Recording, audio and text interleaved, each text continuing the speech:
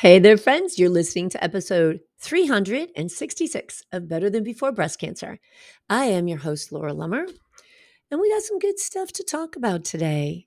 So, I am coming freshly off of a needle biopsy today. I've talked about on the show a couple of times that I have this one lymph node that is still showing metabolic activity. And it got a little bit bigger. It's still very small, but it got a little bit bigger between PET scans. And my doctor said, I really like to biopsy that because let's make sure we're still dealing with breast cancer. Let's make sure that, because as many of you may know, the treatments that we go through to save our lives from breast cancer can cause secondary cancers.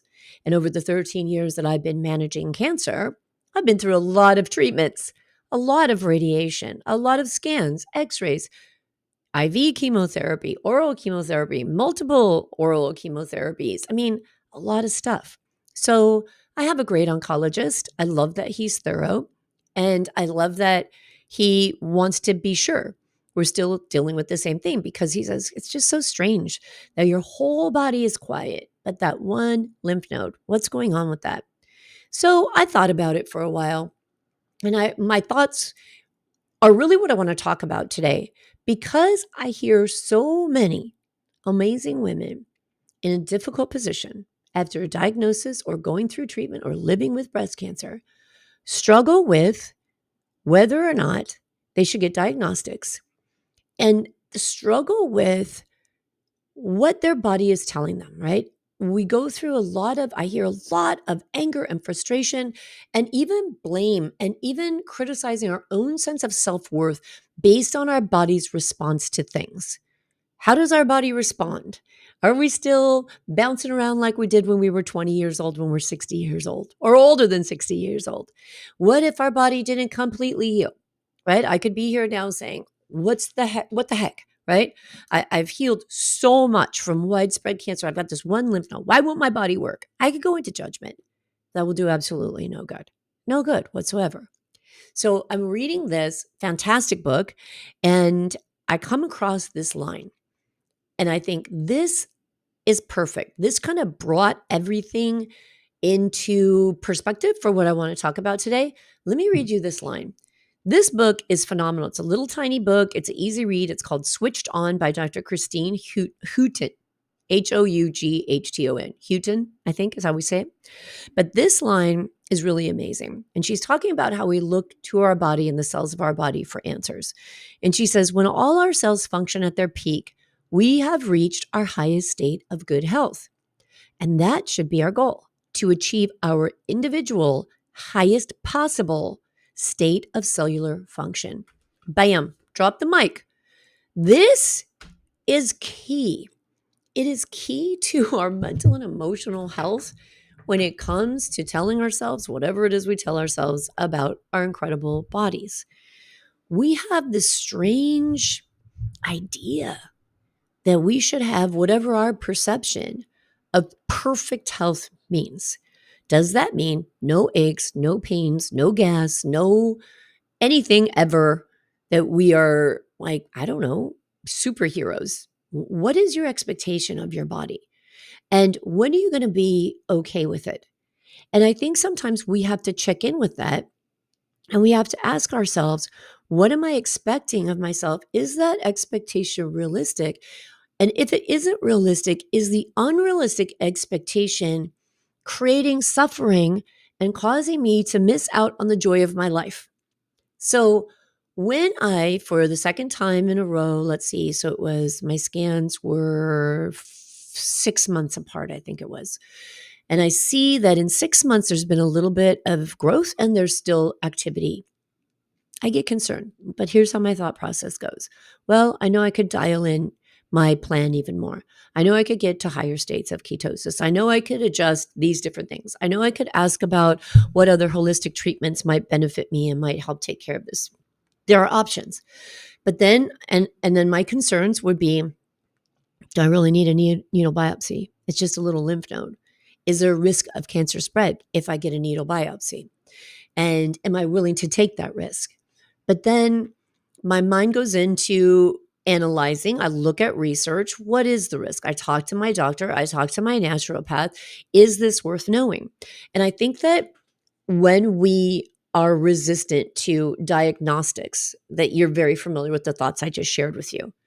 I come across many, many women who flat out refuse diagnostics for their own reasons and their own concerns, which is fine if that's what they choose, if that's what feels right to them. But I think it's important to dig into addressing both sides of this decision-making process. What is the fear about the diagnostics? And it's okay that the fear is there. What is the risk? How real is the risk? And what's the benefit of the data?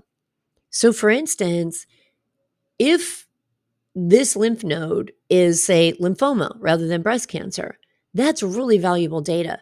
Not with regard to my lifestyle plan, right? And I'm going to touch on that in a sec, but with regard to what my oncologist is doing.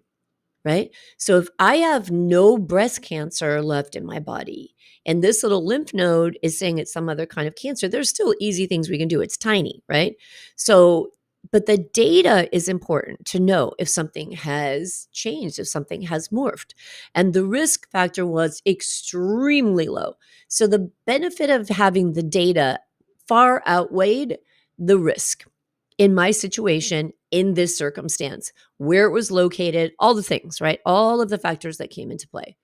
So we've got this idea. Well, hold on, because when we're following a metabolic approach to health and to healing, it doesn't matter the diagnosis, right? And in fact, oh my gosh, let me come back to that. I think that the last part of that quote actually said something about that. Let me pull out the glasses here.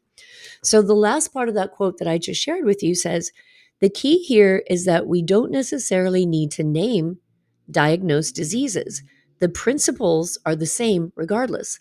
And the principles she's referring to are the principles she's looking at how you turn on and off genes. This is a book about epigenetics and how our body supports detoxification and the genes involved in that and the foods involved in turning on those genes, all that fun stuff. So in that situation, or in the situation of the lifestyle choices and the metabolic program I follow, it doesn't matter what type of cancer I'm dealing with in my body. My job isn't anything to do with cancer. I'm not cancer focused. My job is, am I getting my cells to their healthiest level of functioning? Like the first quote, right? And what is the healthiest level of function my cells can attain? Am I doing all the things I can do? And then what does that mean to me? So if I'm doing all the things I can do, following my program to a T, adapting, checking in, following my naturopath's guidance, am I managing stress, doing all the things, right? And this is my optimal state of health, then this is what it is, right? If this is the highest state of cellular function I can attain, maybe it isn't high enough to get rid of this last lymph node. I don't know, because there's still some things I can do. And in fact, I'm headed out very shortly. So excited about it. A little over 2 weeks that I'll be going on a cancer healing retreat with Dr. Nasha Winters. And I can't even put into words how excited I am about everything I am going to learn about supporting my body and about sharing and supporting you and all the listeners to this podcast. So anyway, that's a whole nother story. I'm not going to go on a tangent. But I have to think, so I could stick to the plan, Laura. Keep doing what you're doing. That will go away. And it very well may be. I might not do anything other than follow my metabolic health plan and stay on the treatments I'm currently on in my standard of care. I may not do anything. It depends. This is why I want the data. So the data is going to be very beneficial for my standard of care doctor, because he's going to know if these cells have mutated and we're dealing with something other than breast cancer right now. That's kind of important information, right? But I think the bigger point of this show is, can you be kind to yourself? And can you do everything possible to support the most optimal functioning of your cell and be happy with it, right? So if it is true that this is the healthiest my body can be, and this is the optimal performance of my cells, and in that optimal state, I may have some active cancer in my body. Okay, what am I going to make that mean to me? This is what we have to come back to, because when we go down the path of beating ourselves up, of judging ourselves, of actually attaching a biological function of this body, this accumulation of cells and chemical reactions. If we attach the function of that to the value and worth of ourselves as a human being, we have made a big leap over a giant gap, right? Because I don't know. I mean, we know for sure there's nobody on the face of this planet right now who say this is a cure for cancer. No one in the standard care world, no one in the naturopathic world, because there's no one thing that someone can give to anybody and it will cure cancer. So we have to say to ourselves, am I doing everything, first of all? And if not, why not? Are you willing to do everything? Some of us aren't willing to do everything, and that's okay too, right? Some people are not willing to do the things. And I've had many people say to me, I hope I never get diagnosed with cancer because I'm not willing to do the things I see you doing. And that's okay. It's a personal decision, right? I have a feeling most people would feel differently if they actually ever heard those words and got the diagnosis, but some won't, right? Some aren't willing to do it. So if you're not happy with the state of your body, if you're in this mindset that my body is betraying me, I would just ask for you to step back and really think about where that's coming from.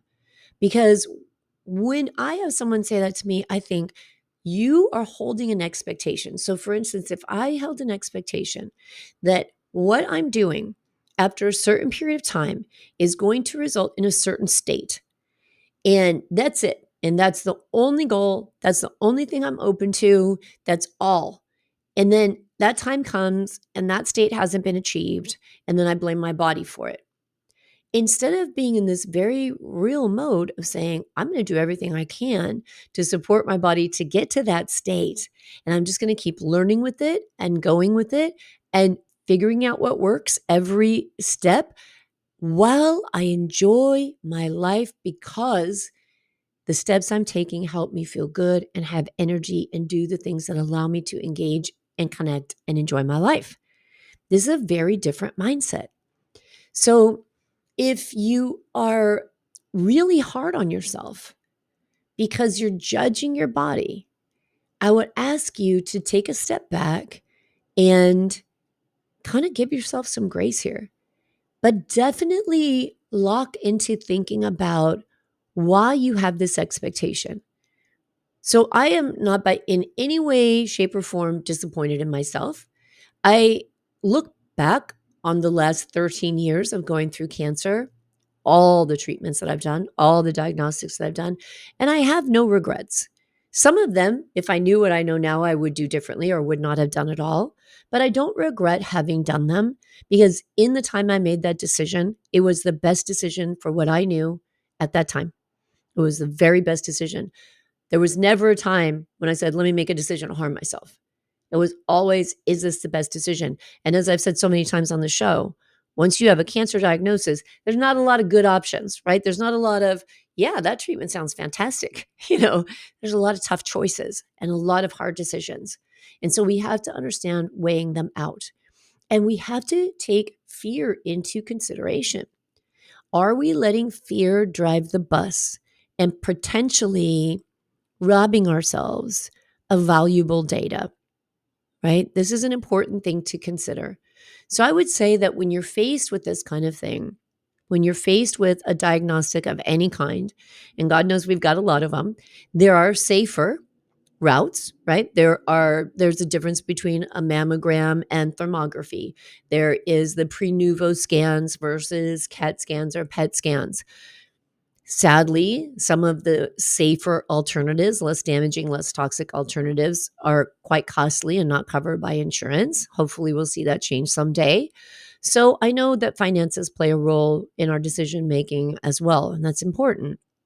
But I think the bottom line is, are you making any decisions based on fear? Or are we able to step back and kind of coach our minds through the process of what can we weigh out? How are the cost benefit version of this decision? And then as you do that, understand that that's one side. So, like I talk about all the time, there's a tumor focus and there's a body focus. That's kind of a tumor focus, right? That's saying, will I provide this data so that the team player on my medical healthcare team can have the data he needs to be the best team player for me with the best data he has available? And on the other side of it, not judging and beating up my body because something isn't the way that I want it to be.